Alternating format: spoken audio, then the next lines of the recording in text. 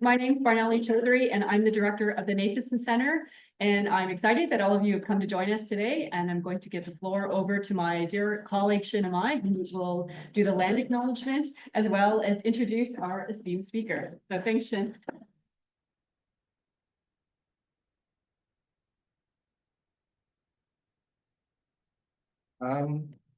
Thanks very much for signing up, and all you people online. Apparently we've got about 140 registrants. So and since most of them are online, they didn't even come for the free lunch. My name is Shinny Mai. I'm a retired prof here, and I was one of the founders of the Justice and Corporate Accountability project. We started working on mining issues about 15 years ago. And when through this project, I became aware of extensive problems in the Canadian mining industry. Now I think there's a great deal of interest among the general public, but also among academics. There's a tremendous, over the last decade and a half, just an explosion of graduate work and research on this topic. And I know some of the leading researchers, including Barnelli and David and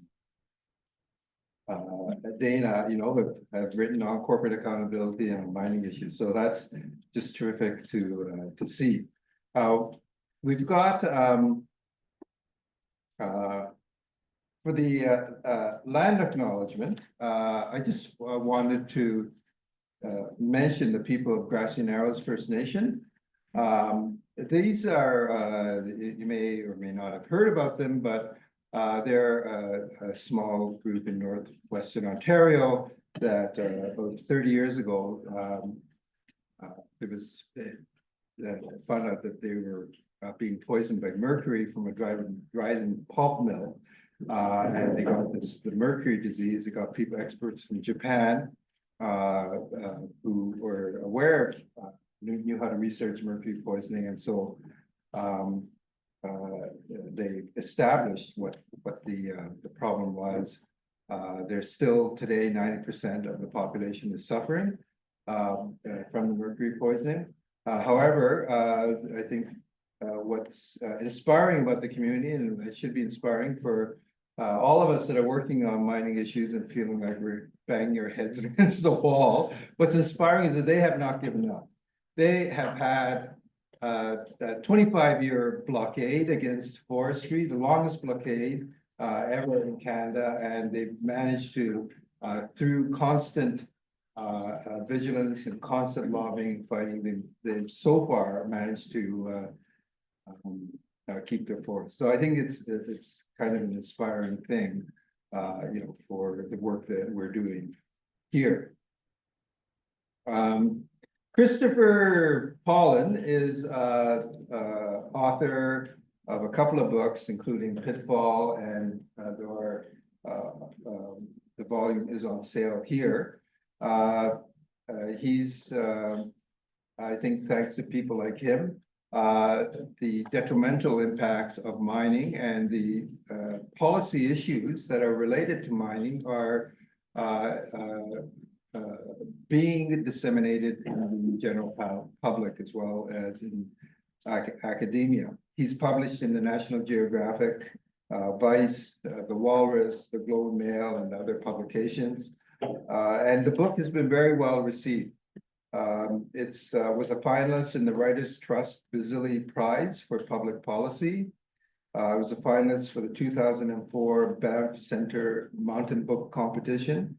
And it won the United States Science Society Journalism Book Award. And this is just in the first year of publication. So I think that it's, I was very impressed by reading the book, not only by the breadth of issues, like what I liked is he actually had specific examples.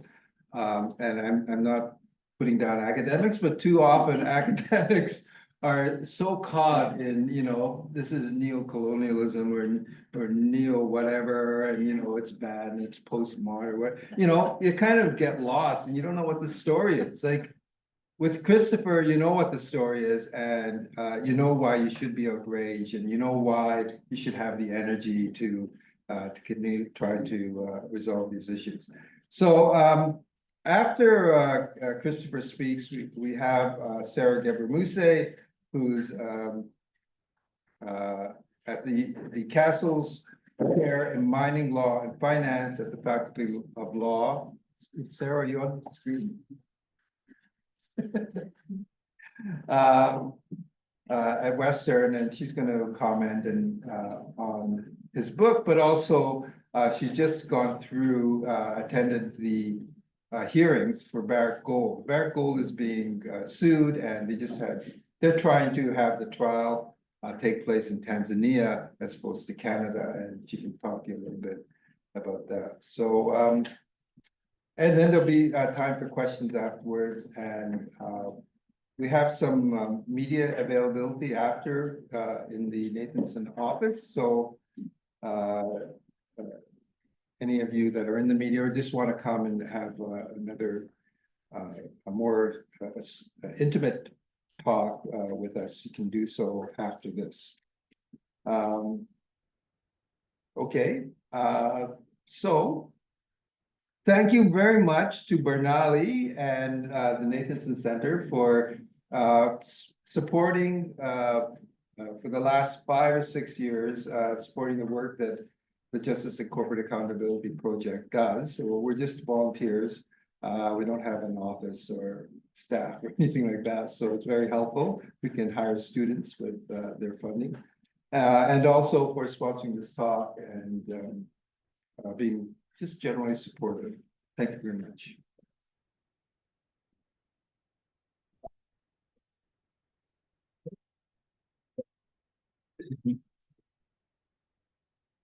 Jim was trying to take my notes. He wants me to do this by memory, which is in an emergency, I could do it, but it's not necessary. So I wanted to thank Shin for inviting me, and I wanted to thank the Jack and May Nathanson Center. And I also wanted to acknowledge I became aware of Shin and the work of JCAP, the Justice and Corporate Accountability Project. And when I was working on conceptualizing what became Pitfall, one of the chapters in my book that focused on Guatemala, the ground truthing and the work that Shin and the researchers did in the Canada brand report, I believe, which I think Sarah's going to talk about, was critical to me being able to use Guatemala as an example of a place where Canada works. Canadian mining is active. So yeah, so JCAP's great, and I'm looking forward to all the new stuff you're going to do. So the reason why I'm talking to you today is because I've been a natural resource reporter for about 20 years. And last October, I published Pitfall, which looks at the history, the present, and the future of mining. But I look at it in the context, especially the future piece, in the context of what's coming next, the clean energy transition and the implications of that to mining, but also the environmental and social impacts of mining on the ground. And so I'm here because I wrote a book and because I write about natural resources, but the real reason why I'm actually in this room right now is because of a gold strike that happened the dawn of the 20th century in Timmins, Ontario, which is about 500 miles north of here. And the wealth of gold discovered there drew my family, my entire family, all my grandparents, drew them from the Veneto in northern Italy. And my family were, in the parlance of mining, they were trans-migrants. And what that term means, and this is something you see in the global south a lot, is a mine or a mining district is an economic stimulus. that attracts people from far and wide. And it attracts people with jobs, and it attracts legitimate and also informal economic activities, and all the good and all the bad that comes with it. My relatives were trans migrants then. And to give you an idea a bit of my story, so my relatives that didn't work directly in mining worked in the Timmins area supporting industries. So my uncle worked for the Ontario Northland Railway. He worked in logistics. And my grandfather, Luigi, he worked in the mother of all support industries for mining, which was brewing. He worked for the Doran's Brewery. So my grandfather, my mom's dad, was a mucker. He worked in the gold mines for about 25 years. And he worked in Cochrane, he worked in Golconda, he worked in cobalt, and he was kind of a freelancer back in those days. And so he was a mucker, and what that meant was he was essentially like a human mule, basically. They would blast charges for gold or silver or what they were mining, and then the mucker team would go in at great risk and either with wheelbarrows or primitive trolleys, move all the ore out. And one of my interests in going to Bolivia, which is one of the chapters in my book, was that I had the opportunity to go into working underground mines in Bolivia. And I came across, it was like a time portal to 1925 in Timmins, because I came across men who were like Vittorio, same age, working under the exact same conditions, and all of them had his same life trajectory, which was basically he wasn't going to get past 52 or 53 years old. If anything, in Bolivia, that was an older miner in some of the mines that I saw. So with my family history of mining, and to reiterate, it's kind of why I'm here in the first place, gold as a commodity, it's why I'm here. And mining was never a subject that was not top of mind. Like, we always went back to Timmins. We always saw the mines. And after my grandfather died, my Nona Esther started, she called it the Venetian Hotel, which was like this fancy name, but it was like a boarding house for itinerant miners. And as a really young kid, I saw the best and worst of mining, even at that moment, even at that young age, because these men, they would be super friendly and wonderful people, but also they were hitting the Doran's Brewery a lot. So I saw the good and bad of mining right from the start. So mining was always kind of top of mind to me, but it's invisible to most of us. And I think that's going to change with the coming of the clean energy transition as we make efforts to do that. The future will be metals intensive, much more than it was currently, or was in the past. And just to maybe put that in perspective, in 1945, the year that Pitfall starts, in 1945, humanity relied on about a dozen mined commodities. And if you flash forward to now, we use basically the entire periodic table. And this phone I have in my pocket, and I keep looking up the statistic because it seems unbelievable, but in this phone, there are 60 metals alone. That's not just, and on top of everything else.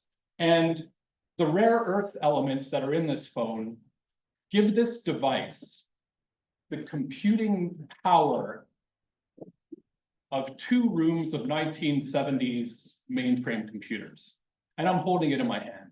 And it's a miracle, but most of us take it for granted, and most of us don't even know that mining exists. Most of us don't even know, couldn't even pronounce the name of the rare earth metals that are making the miniaturization of technology possible. So like I said, I think the clean energy transition might force a shift. where mining will become a little more top of mind for people, for more people.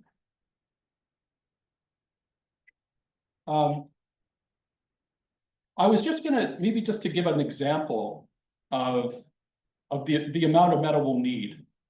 So think about a solar project that might have enough, produce enough power for about, let's say, 10,000 North American homes. So relatively small if you're looking at what we're going to try to do to transition our entire civilization to clean energy. So that project will need 15,000 tons of steel. And then you look at copper, 205 tons. It reads like a recipe, 45 tons of manganese, 5 tons of silver, like a small mountain of silver. And then the giant list of all the rare earths.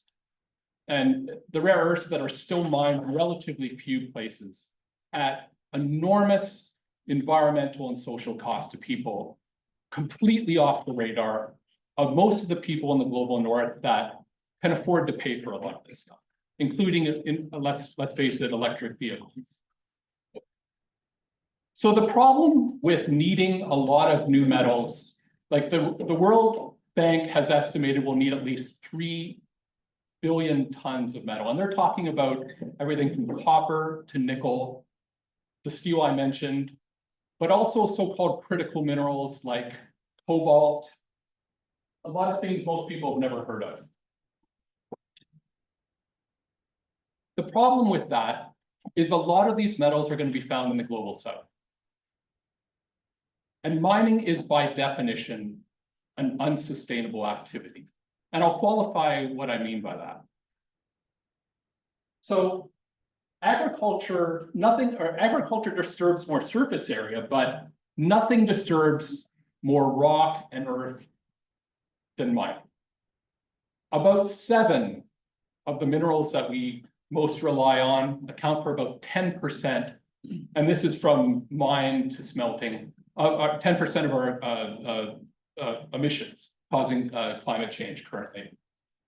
There are between 10 and 30,000 tailings dams languishing all over the planet in various stages of attention or not. Most of them are not managed. And the reason why I gave a range of the number of tailings dams is because no one knows for sure.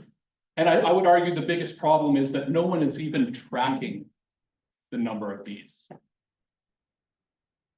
So when I talk about the need to limit digging new holes in the ground, finding other ways to make metal go further, it's because of tailings primarily that I'm talking and the pollution that comes from it. And maybe if you take one thing away from this talk, I want you to think of a mine, like when you see a big open pit mine. So we look at that and think, okay, this is a source of metals. This is a source of raw material, like let's say copper. But it's only that temporarily. But what it quite often is forever is a permanent toxic waste storage facility that has to be managed quite often in perpetuity, which, as anyone in this room would know, is actually impossible, right? I mean, what sort of corporate entity is going to be around in 50 years or 200 years or even longer? So it's the waste that's produced, the permanent waste and permanent waste liabilities that are created, which are top of mind with this clean energy transition moving forward. So we can't step back from climate change and trying to address it. But if business as usual continues, our future trajectory will be to create ever greater, what I'm calling sacrifice zones all over the earth. And just to define that term, because you'll hear it more and more. The term sacrifice zone was originally used to describe areas where nuclear tests happen. Like you might envision like a tiny little Pacific atoll where you'll see old footage where they show a giant explosion. And those pieces of land, no matter where it was, are basically destroyed, and it's understood that they're sacrificed for some greater good. Now, in the context of mining, when I say a sacrifice zone, I typically mean, and quite often I'll use it in the context of the global south, there'll be a rich deposit, maybe a district, and basically the benefits are flowing somewhere outside of that center, beyond maybe some meager jobs, what have you. And what stays on that site are the environmental liabilities, whether it's a river that's sterilized or a permanent tailings impoundment that no one's going to watch beyond 20 years. And so you have this idea of benefits accruing elsewhere, but local communities. And by that, I don't mean necessarily the trans migrants like my family, but the people that were there maybe to begin with, the people with a real stake in that place, that's what they're left. And so mining has to consider that. And it needs to consider the community that's there even before exploration begins. So I'm just going to briefly, my book tries to provide some context to the future of us trying to get more metals, and particularly in the uptick of demand from clean energy.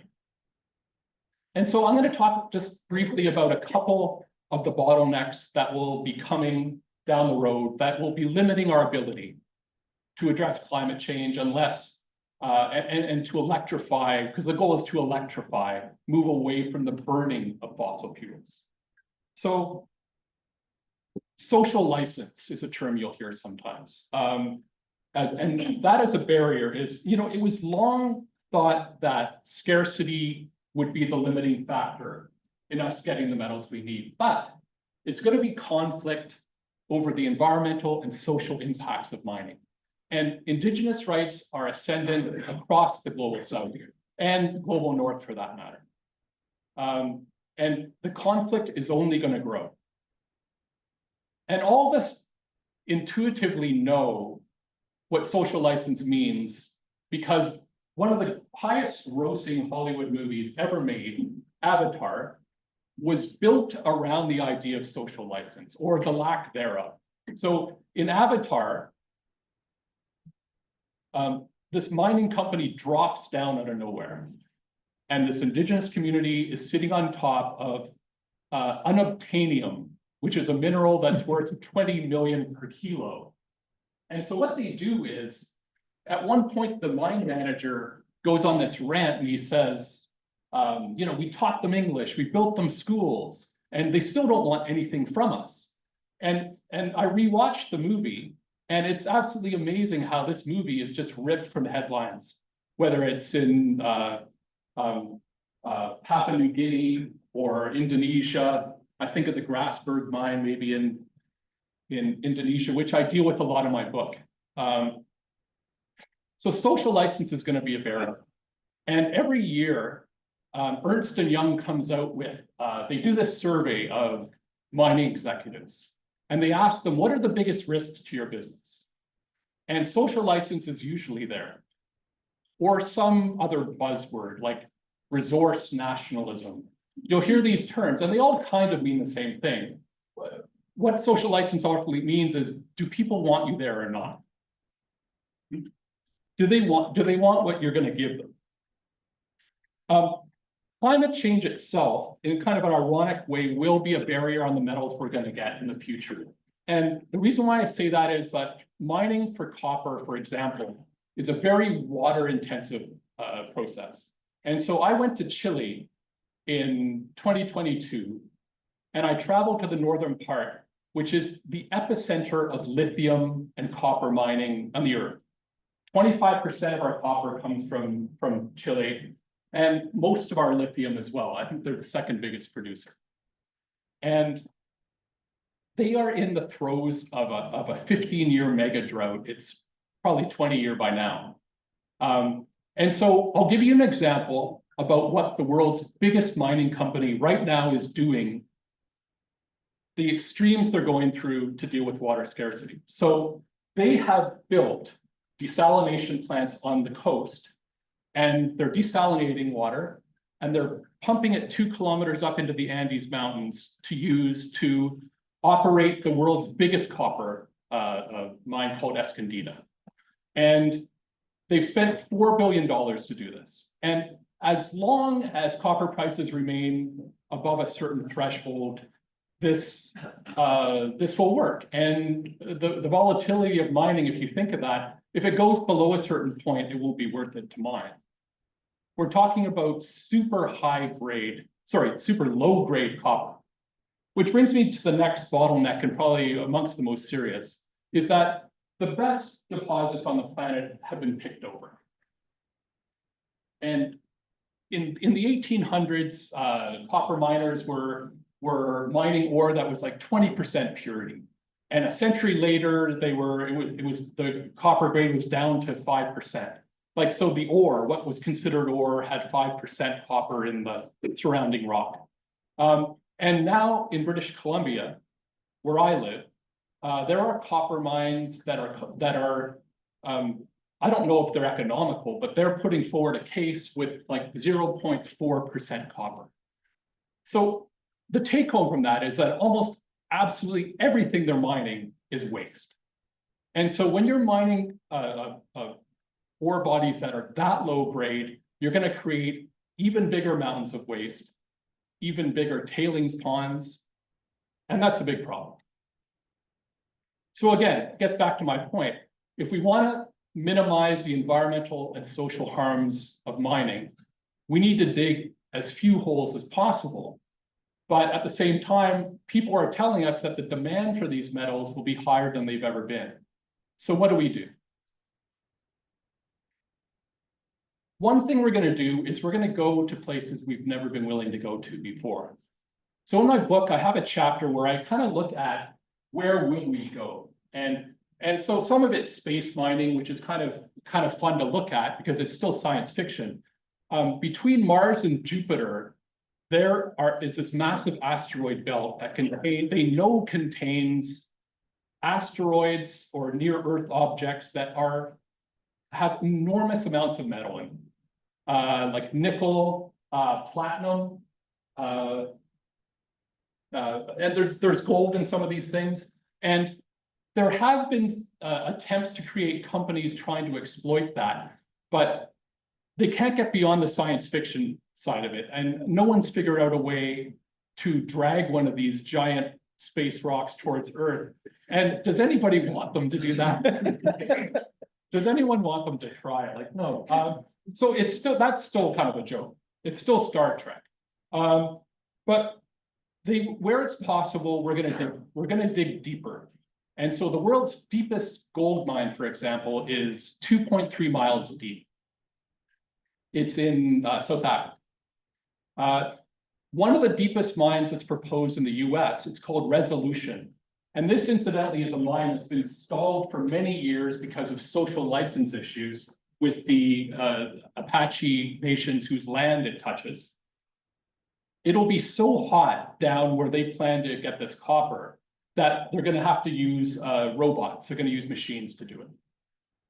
So we're going to see more automation, which interestingly kind of means that there's less people working at a site, which means less injuries, but less workers too. So how, when you don't employ that many people anymore or less people, that's going to be a problem for the industry as well. Because that's the trade-off, right? We're going to give you jobs and there's going to be some lasting impacts, but you'll put your kids through school, that kind of thing. So I don't know what's going to happen in the mine of the future when it's robotic or if it's robotic at all. So another place we're going to go is the deep ocean. Or where we're planning to go right now. And there could be mining in the deep sea by 2025. And just if you haven't heard much about it, so the most talked about deep sea mining you'll hear about is think of like a fist-sized rock, and the area between Hawaii and Mexico is one of the richest concentrations of, they call them nodules, polymetallic nodules. And they contain relatively high concentrations of some of the same metals that we need for batteries, at least current battery chemistries that we're using. So things like cobalt, nickel, and copper, which just copper is used for everything. So there's a couple red flags with this industry moving forward.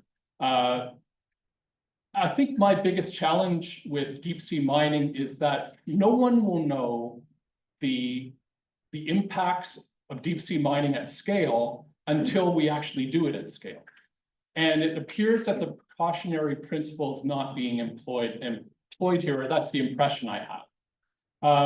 And secondly, it's already, the industry is already showing a lot of the same characteristics, I'll say, of land mining. For example, stock speculation. The CEO of the metals company, the most advanced company trying to do this activity, he invested about $300,000 in the first pioneering deep sea company, which went bankrupt, and he cashed out before and got about 30 million. And Papua New Guinea, who was a joint venture partner and had invested about 120 million, lost its entire investment. So my issue with that is that you are seeing the same power imbalance between a poor country that's desperate for capital and a very sophisticated, savvy marketing machine behind a company like the metals company, which is the company that's trying to move this forward right now. So I'm going to circle back here to gold, because one of the things beyond my family history, one of the things that made me want to write this book was that I went, my family and I went back to Timmins, Ontario, in 2014 for my Nona Esther's funeral. And while we were there, there was a company called Gold Corp, and they were building an open pit mine. Like, I remember the roads were cut off, and there was, like, you know, kind of dust on your tongue kind of when you were walking around. And they were digging this giant open pit in the city, so it was historical workings that they were digging it through. But Timmins grew into the city of like 45,000 people around the original diggings, right? So they're digging this open pit mine. There's this giant berm that's surrounding it. And the second day we were there, the Mount Polly disaster in British Columbia happened. And so it was like, it ended up being one of the worst environmental disasters in Canadian history. And I remember kind of looking at this berm, and I was seeing Mount Polly all over the news. And I remember thinking that if this is happening in Canada, like a G7 nation where, you know, at least theoretically, the rule of law is paramount, everything else, what's happening in the global south? Who's watching, and what's going on?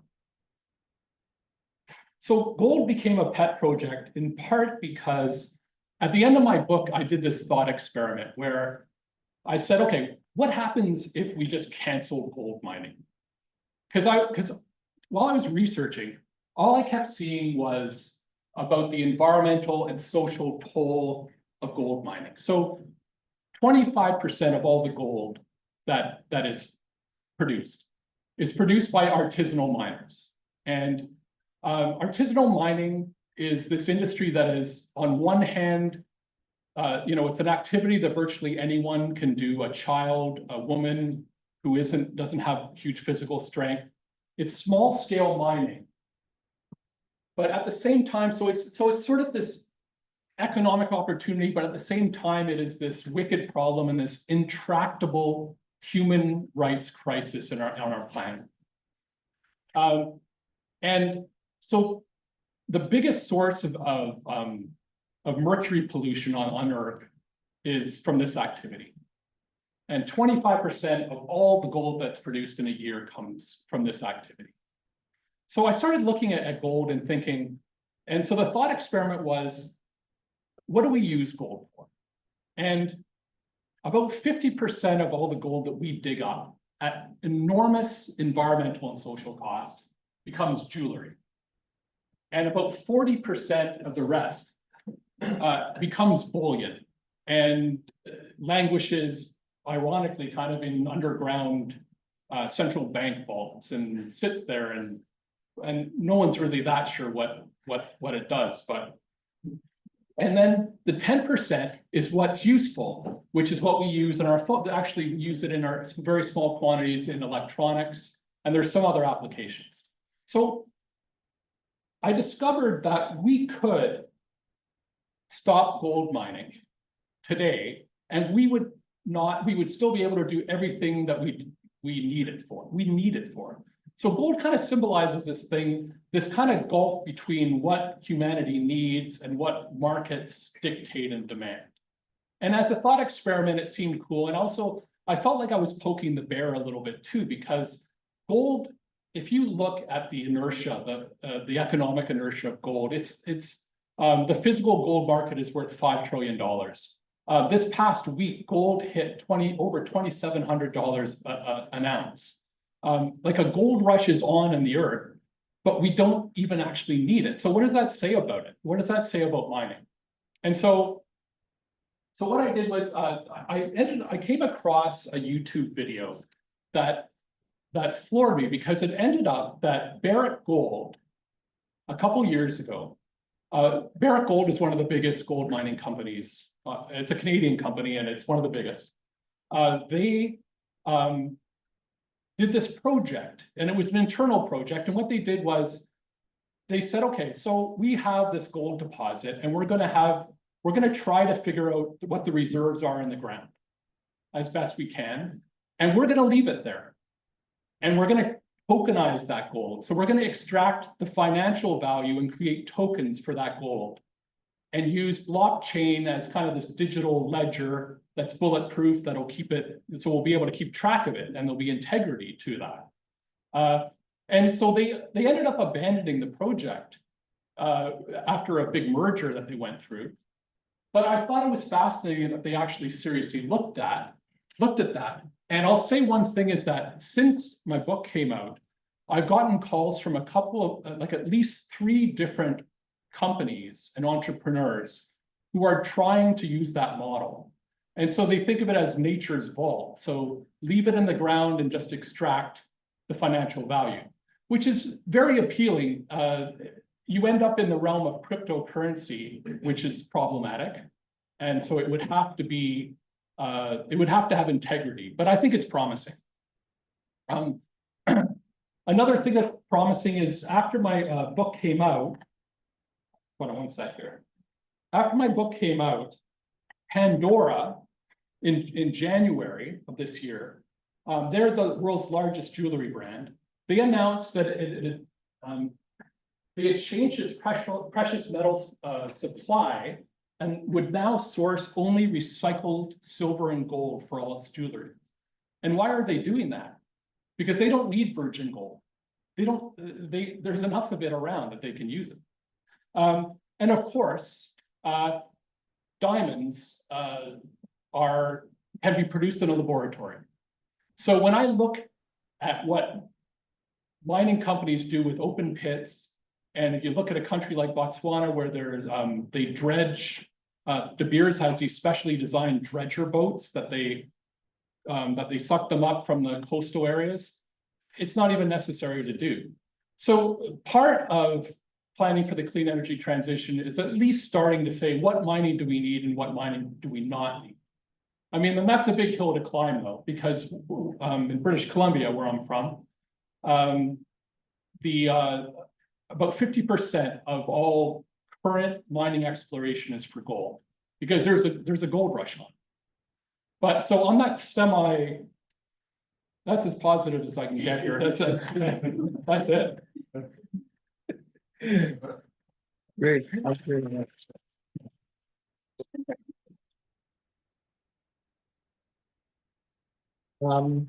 Just before we hear from Sarah, if anybody has a burning question or two for Christopher, we can take that now, and then we can hear the commentary.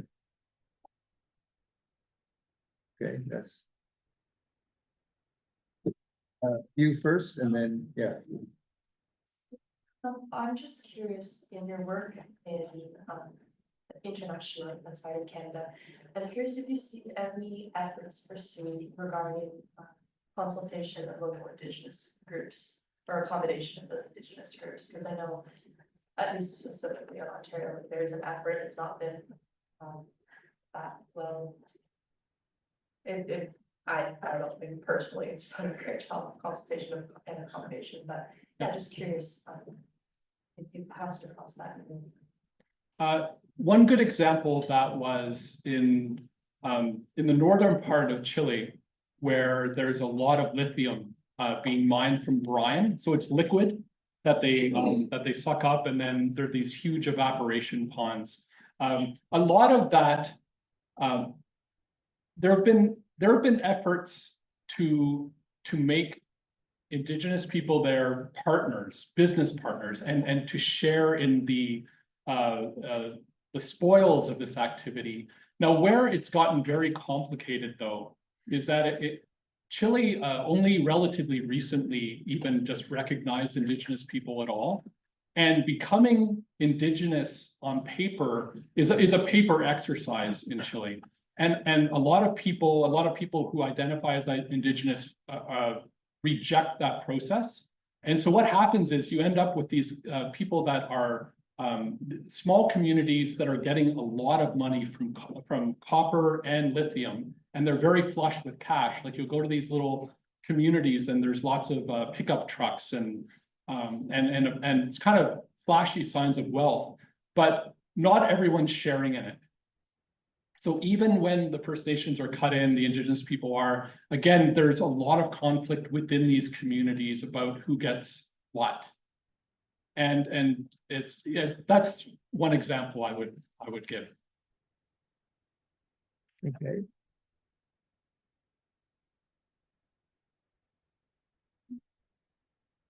Good afternoon, honor, pleasure. I'm Winston, who is the name, and got a question for you. So I would like to ask this. In the context of effective mining governance, could you share your insights on recent legal policy reforms in Canada? For example, ESTIMA, the Extractive Sector Transparency Measures Act, and or the Canadian Advanced Person for Responsible Enterprise. And how can the Global South leverage it as a mechanism of accountability, most importantly, legal enforcement within the global mining industry? I don't know if it's a mouthful, thanks. No, thanks for your question. I'm not actually familiar with those two things. So what are they? Sarah. So, Yeah, sure. so I can explain it. Wait, So no, it's- Why don't Sarah. you wait and Sarah will be Yeah. answering your Yeah, question. I think. Maybe you could ask a Sarah, question yeah. to Sarah, and then that. Yeah, we can no, get she'll it. be able to, thank you. No, that's perfect segue. Oh, that's- Yes, okay, Sarah Gebramuse from Western. I Wow. was just gonna say, I don't know if who's monitoring the Q&A online, but there is a question for Christopher if you want online if you want to address that first. Yeah. Can The you see it? wonderful Al told me not to do this, but now I'm pushing the chat button. She was just saying, It's under Oh, Q&A. go to more? there. Oh, Q&A is different from chat. Got it. So does Mr. Pollon have any thoughts on mining for other green technologies? For example, uranium mining for nuclear energy or using green hydrogen or blue hydrogen techniques? Any thoughts on the future of this in Canada, pros and cons? Okay, I know ETSMA and CORE. I don't know about blue hydrogen. You do know about blue hydrogen. Not really, but I was What is gonna. it? Okay. You answer this question and then we'll get on to your ETSMA. Okay, so maybe to the current of that, one thing that is of enormous promise is the potential for substitution of problematic materials. Like, think about stuff in batteries that think of cobalt, think of lithium, think of things and nickel, things that come at huge environmental cost. We're going to be able to design batteries that do not rely so much on these problematic things. And it's already started. And I mean, I'm always cautious about techno-optimism and this idea that technology is going to solve everything.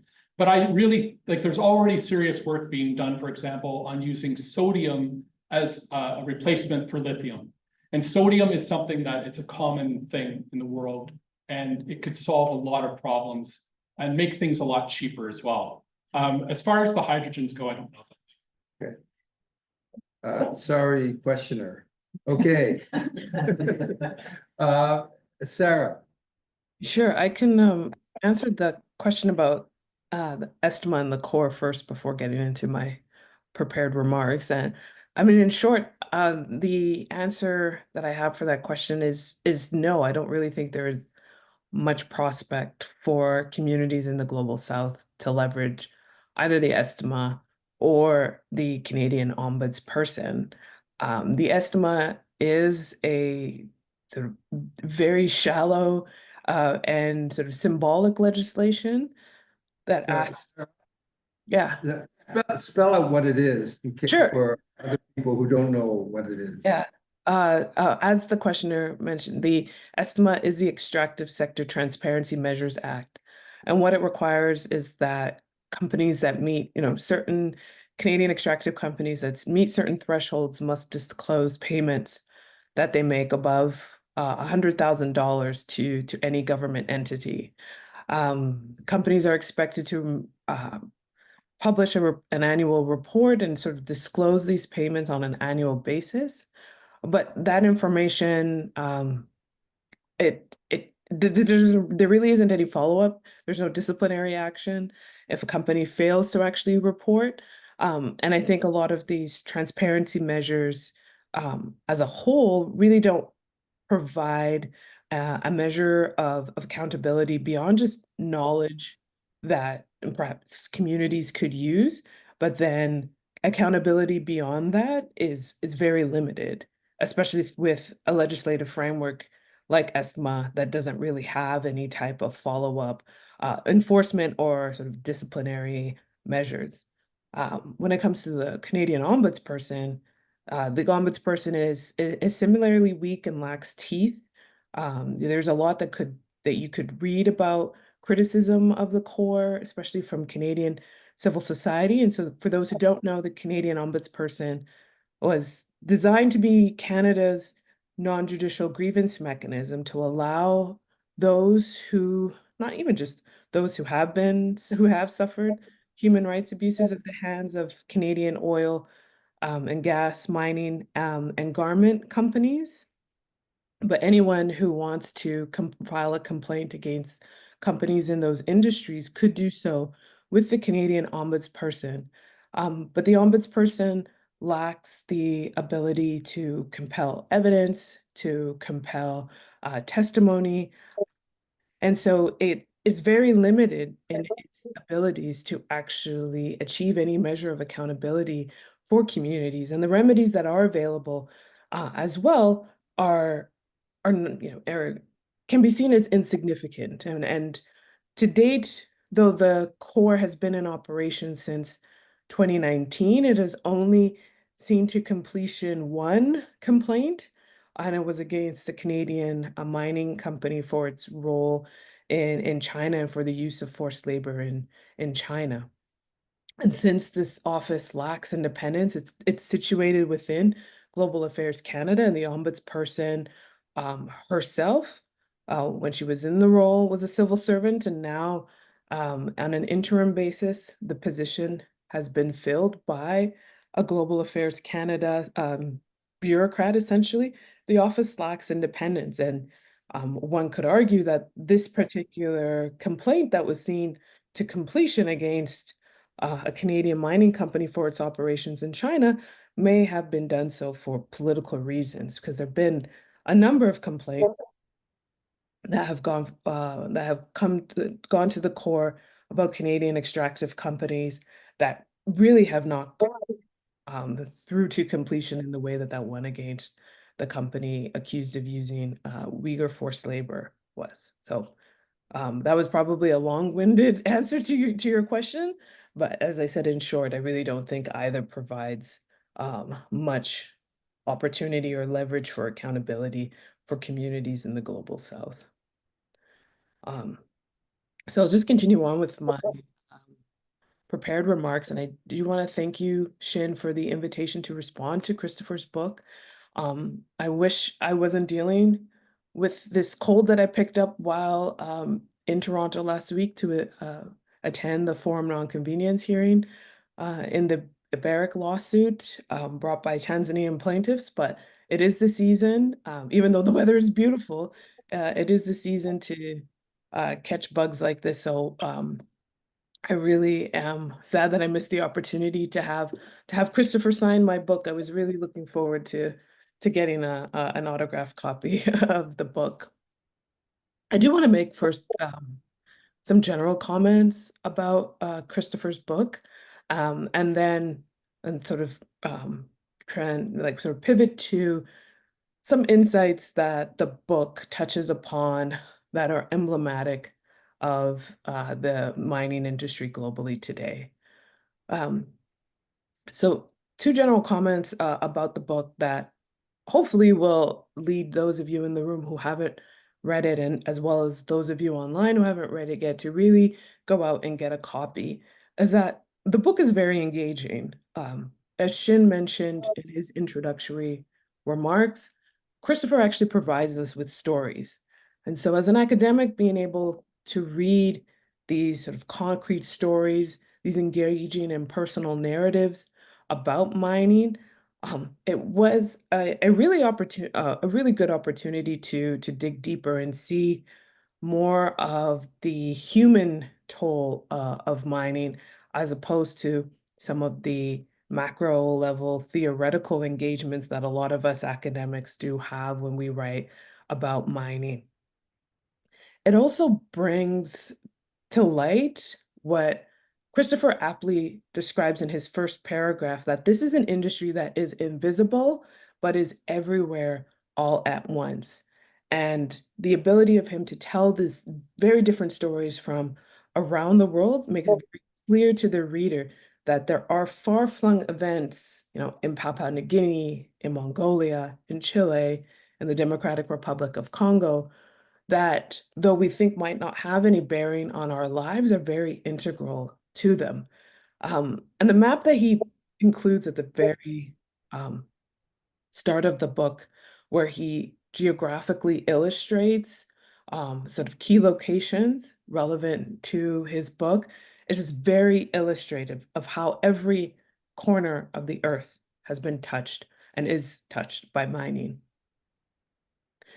Also, the personal stories that Christopher uses, both his and of those that he met while he was writing the book, like the female artisanal miner in the Democratic Republic of Congo, and a former miner in Bolivia who gave Christopher a tour of the mine, further demonstrated to me that these are important stories that Christopher gave voice to.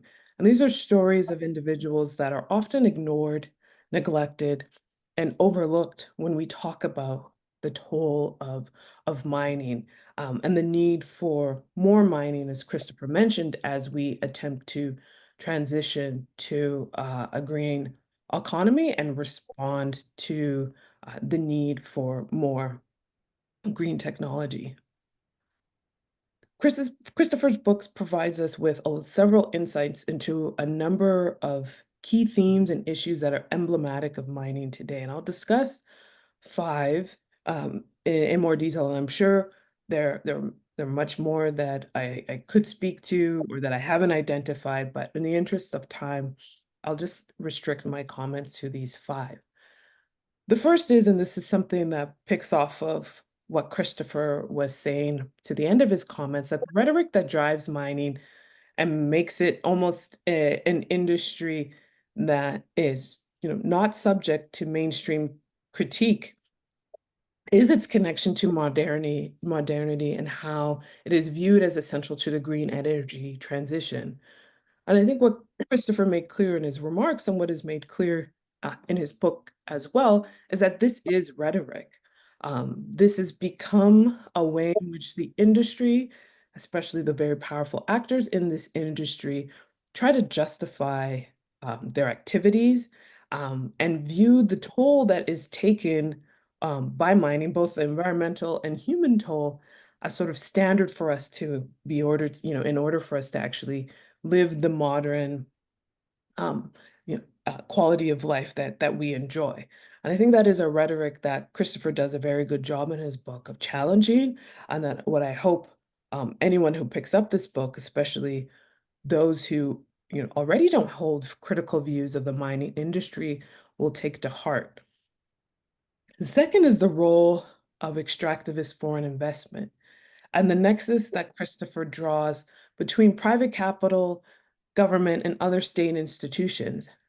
And he describes this very well, not just in abroad, as is typically understood as the connection between foreign investment and mining in the global south, but he does also draw that link within Canada as well.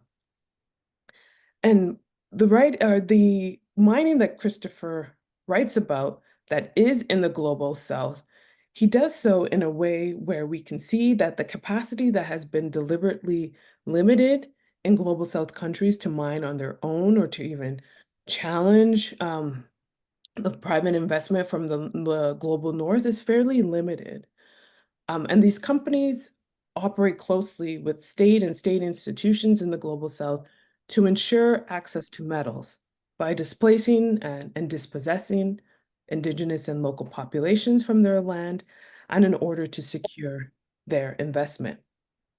And this nexus between extractivist foreign investment and private capital, government, and other state institutions also needs to be critically examined, because oftentimes we see these companies using the mechanisms of the states in the global south to actually carry out a lot of their mining interests at the expense of not only the local communities, but of the state itself to fully develop economically, politically, as well as the governance of the institutions relevant to mining. Christopher also touches upon the securitization and militarization of mines, often through the use of public police forces. Now, this is an example of that nexus between foreign investment or these mining companies and the state institutions, but it's one that I don't think the scale is fully understood until you read something like Christopher's book, and you can really understand how public institutions like police forces are used to protect private interests like a mine's property at the expense of the population that police are actually intended to serve, which is the population and the citizenry and the communities that are surrounding the mine. The environmental and social toll of mining is also another theme that Christopher writes about and really comes across quite clearly in his book. As Christopher mentioned in his remarks, mining is inherently unsustainable. It is an activity that is disruptive to the environment and the lives of communities living near the mines. And this is done through the various ways, as Christopher described, through the actual removal and upheaval of the land and removal of rocks, through the tailings dams and any chemical leakages from the mine and sort of the mine waste that may enter the local environment, especially nearby water sources, the displacement of indigenous and local populations from their land and the livelihoods that has sustained those communities for centuries. And this is characteristic of, I would say, pretty much all of the mines that Christopher writes about, which emphasizes the human rights and environmental crises that this industry must overcome, if it can at all, which begs the question of how we can actually radically transform the ways we secure the metals we need to sustain our lives, so that the environmental and social toll of mining is reduced significantly. And lastly, another animating theme from Christopher's book that I wanted to touch upon and comment on is Canada's role in mining, especially Canada's role in the global mining industry. Canada is home to roughly half of the world's mining companies. And as Christopher wrote about, Canada is in this sort of occupies this very hypocritical space where it once was the former colonized and has become a colonizer through a lot of the mining companies that operate internationally under the Canadian flag. And the historical and even present narrative that Canada espouses as an advancer of human rights in the international community rather than a detractor is proven in Christopher's book to be a very false narrative. So Canada's role in this global industry needs to be interrogated closely as well. These are Canadian companies that are operating under the Canadian flag, that are benefiting from Canadian tax law, corporate law, financing opportunities that the Canadian financial market presents, as well as also benefiting from political and diplomatic support from the Canadian government, all while committing serious human rights and environmental violations abroad. And yet they are vehemently opposed to facing any measure of accountability within Canada. As Shin mentioned, this is currently a live issue in a case that has been brought by a group of Tanzanian plaintiffs against Barrick Gold Corporation for alleged human rights abuses at its North Mara mine.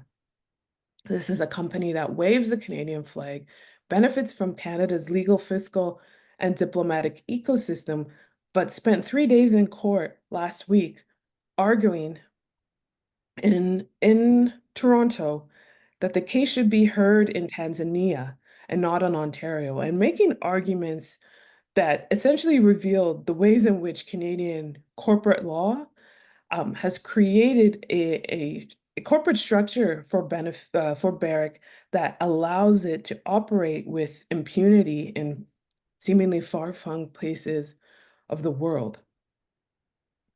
The Justice and Corporate Accountability Project that Shin mentioned he co-founded has sort of termed not just the ways in which Canadian mining companies have operated abroad in such an egregious fashion, but the benefits that have allowed them to do so. JCAP has termed this the Canada brand.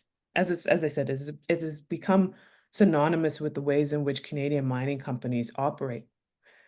In 2016, and Christopher referred to this report, JCAP sort of highlighted these characterizations of Canadian mining companies in the Latin American context and described them in quite vivid detail.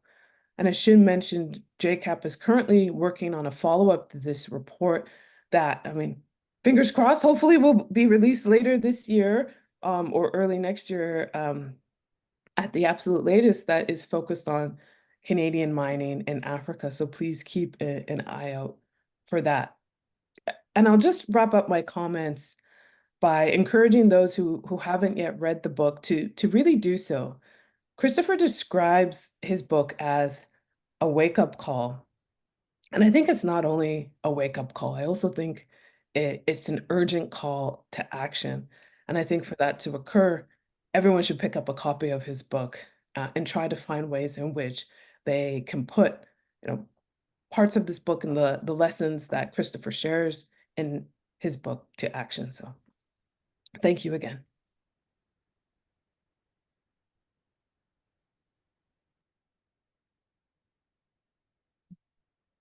Thank you very much, Sarah. So we have a few more minutes for any kind of questions or comments or sharing of your own experiences. So I'll open up the floor. Yeah.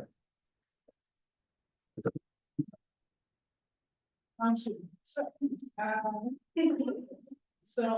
would like to ask this, and first and foremost, thank you to Sarah for the comments.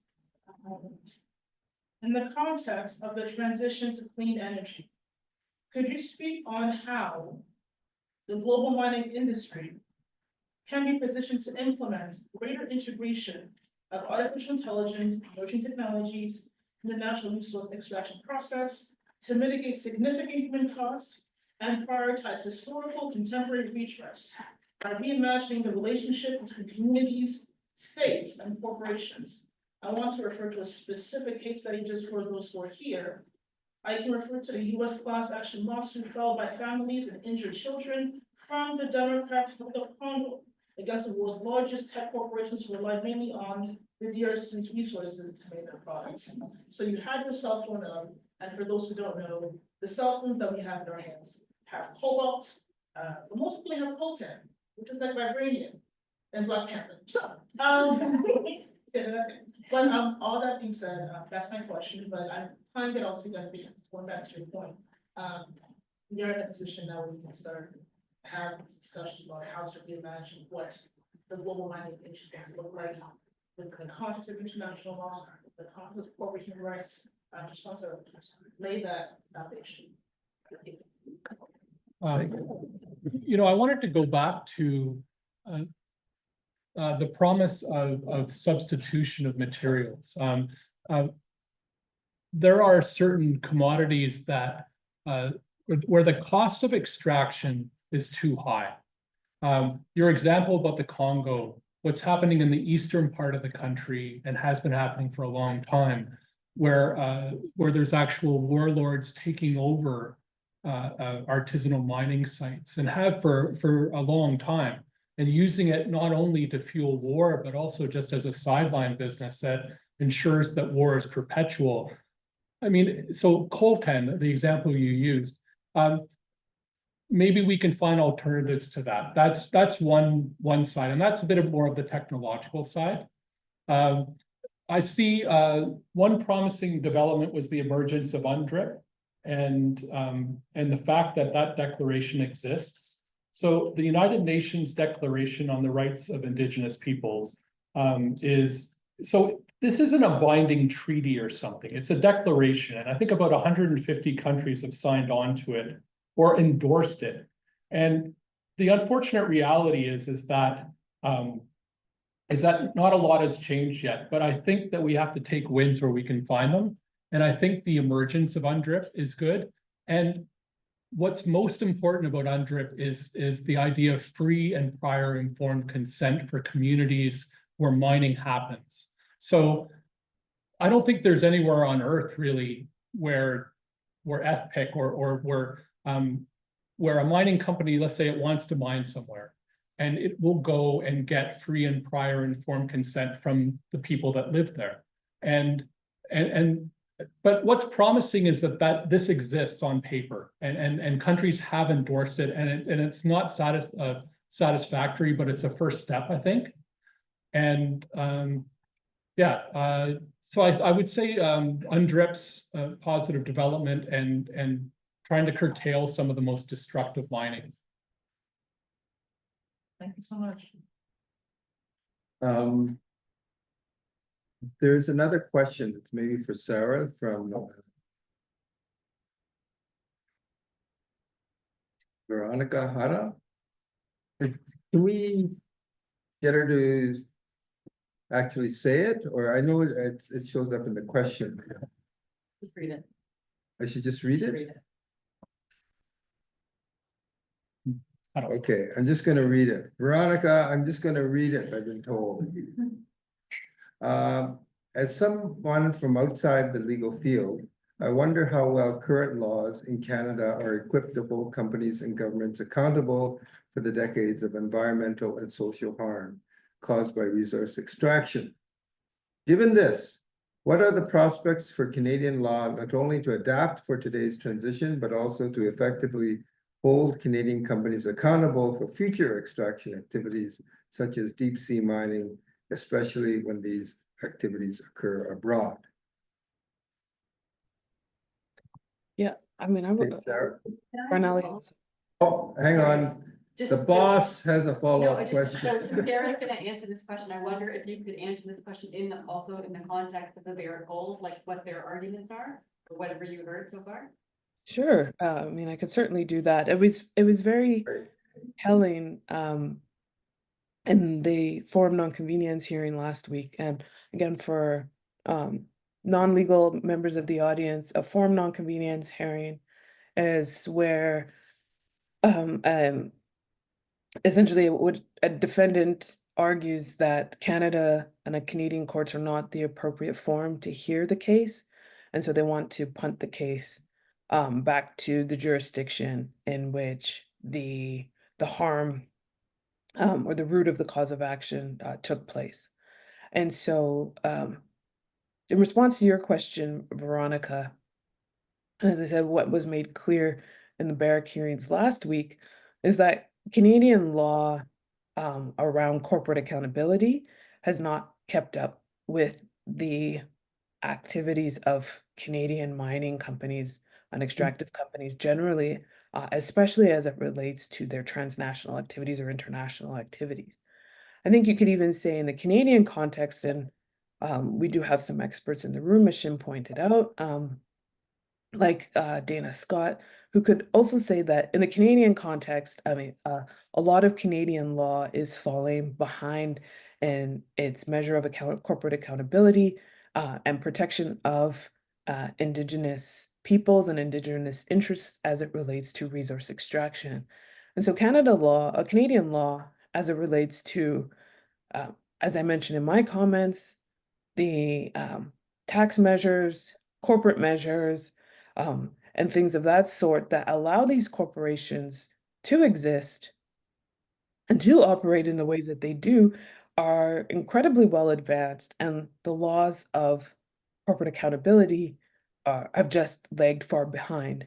And when it comes to even lawsuits of the kind that Barrick is now fighting, Canada is also far behind some of its counterparts in Europe and as well as the courts in the United States. And so in the Barrick hearing last week, Barrick was arguing that the violence and the human rights violations that took place at its North Mara mine in Tanzania, were committed by its subsidiary, the North Mara Gold Mine Limited, and that these activities were carried out by the Tanzanian police. And the police were had entered into a contract to provide mine security with North Mara Gold Mine Limited. And this is despite the fact that Barrick has corporate policies about human rights, effective use of mine police, or to have mine police act in accordance and respect for human rights.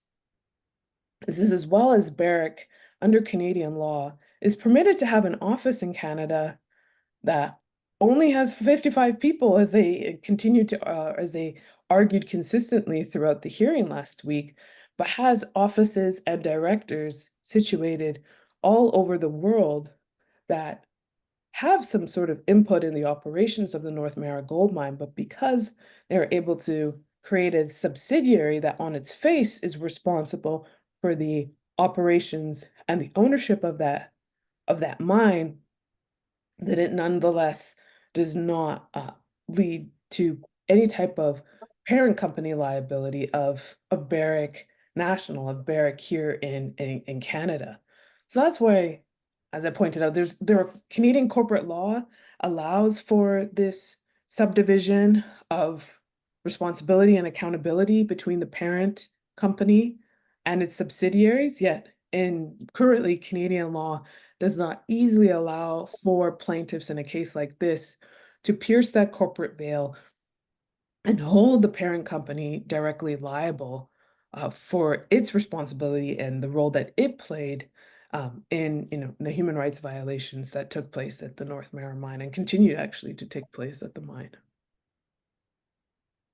Thank you. Dana Scott? Question. Thanks so much, Chris, and thanks, Sarah. Well, the one thing I'll mention first, of course, there's two ongoing challenges to free entry in Ontario right now. So constitutional challenges. One has been filed by Grassy Narrows. There's a second one of some Treaty 9 nations in Ontario. So There is a possibility that free entry system may eventually fall in Canada, even though there was a case in BC as well. So that kind of in a way turns on whether Canada's implementation of the UN declaration will have any teeth or not, like whether the courts are going to look at the federal legislation implementing under it and say, yeah, this changes the situation on the ground for at least consultation and accommodation, if not ethic.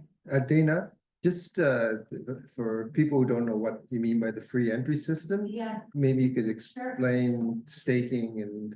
Yeah, so free entry is a system that's been around forever, basically, where a miner is entitled to basically develop a property or has a right to extract minerals from an area state eventually without notifying, consulting with, or accommodating the surface title holders at all.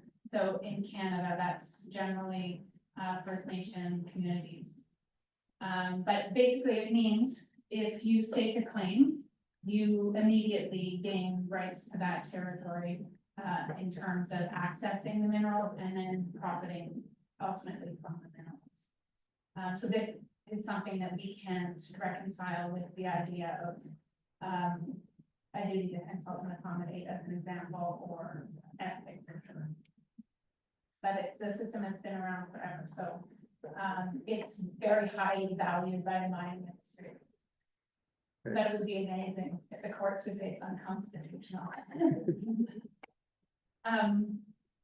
Yeah, my question, Christopher, is about, you know, I appreciated what you said about the tailings from mining, and I've been thinking a lot lately about the way such high volumes of chemical inputs are required in mining, and whether we can use this reality to really challenge this idea of transition, right? So if it's true that we're going to try and get minerals from, you know, ore that's lower and lower grade, and we're going to require more and more inputs of chemicals, which of course are petrochemicals, right? Like they're tied to the fossil fuel industry themselves. How can we then say that you know, mining is clean and green, is going to transition us away from fossil fuels? You know, the environmental cost of so-called critical minerals seems to me to be the strongest case to make for consuming less. And what I mean by that is, so what I find with the clean energy transition, or when people talk about it, like, what does it really mean? Does it mean like a shiny EV in everyone's garage or in front of everyone's home? It can't be that. Like, so for example, so if we want to minimize the impacts, why not electrify transportation more generally? And maybe invest in making transit something that more people would be willing to take. That's just an example, but it's connected directly to the environmental toll of getting these things. Like, we have to use less. And like, so connecting critical minerals to taking the bus seems kind of weird to some people, but I think there's a pretty direct connection to transportation services and just using what we have better, smarter. Maybe just one last thing, like, if we're going to rebuild our society to be electrified, we need to build it back better. It can't just be built in the same single car paradigm that we're already. It's an opportunity, or it should be, right?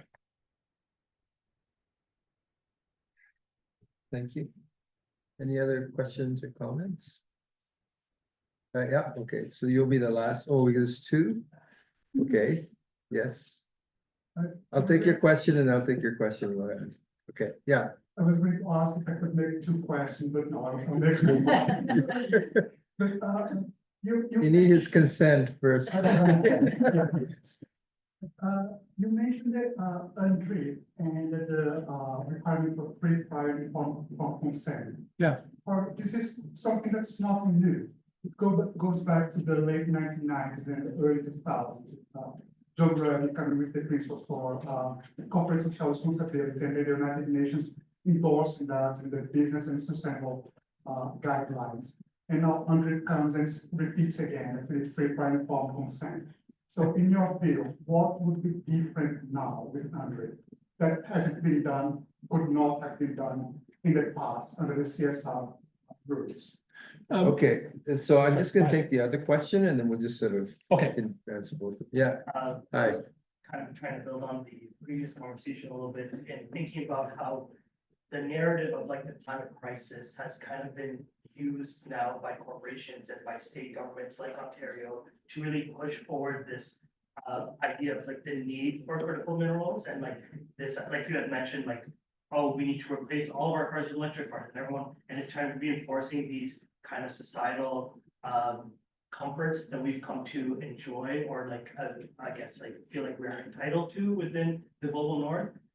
So I guess I was gonna ask, like, what do you think are some of the narratives or things that we can use to help fight that fight that kind of push by the corporates and like government of using the climate crisis to push their own like capitalist driven goals rather than like, while still recognizing, yes, we are in a crisis, but we can slow down and take the time to do things responsibly. Okay, so why don't you answer our capitalist goals Yeah. question? And then afterwards, I'll let Sarah do the, is that UNDRIP making any difference? Question. That's good. Thanks for your question. So there's a quote from his name's Larry Fink, and he heads up a BlackRock, and it's the biggest fund manager on earth. And I actually opened my book with it, so I'm gonna it's really short. I'm just gonna read it.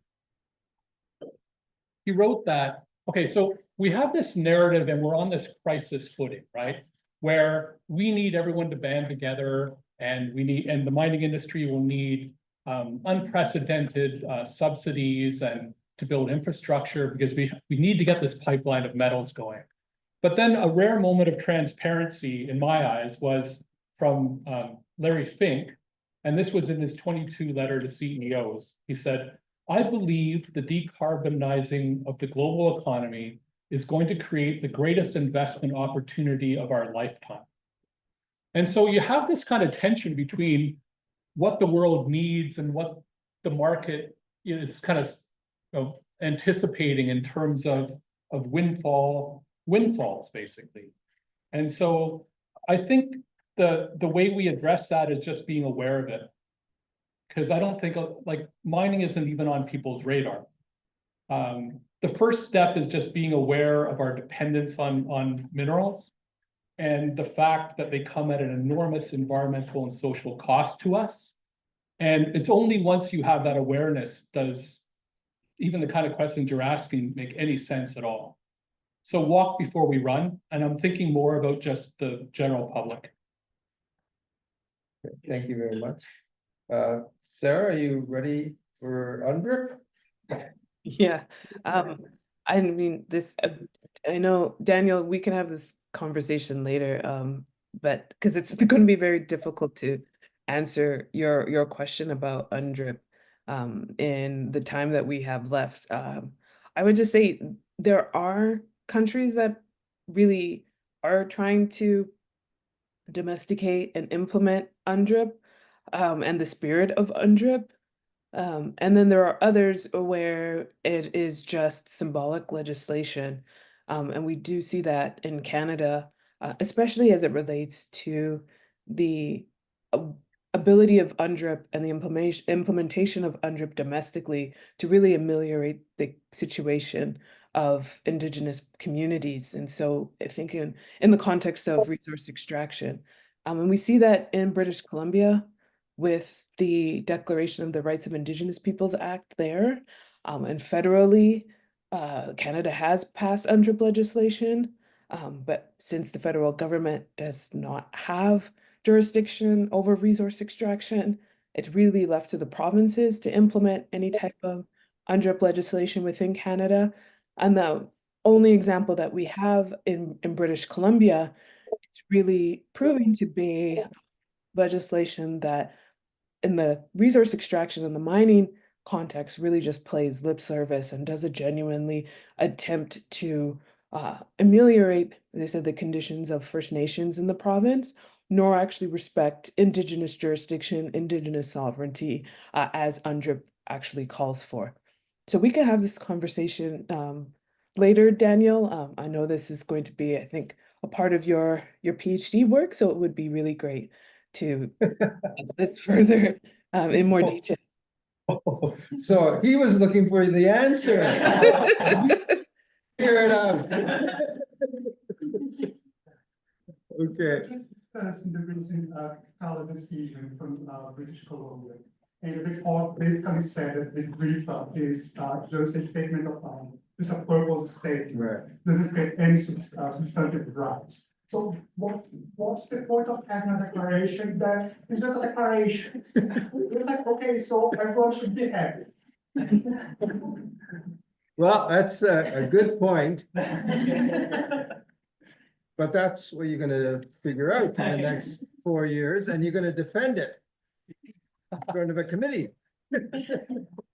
Okay, thank you very much, everybody, for coming, and you know, we're gonna be around for a few minutes if you want to follow up with any questions, and I think there's still food left. And the last thing I want to say is thank you very much to Liel Gonzalez, as always.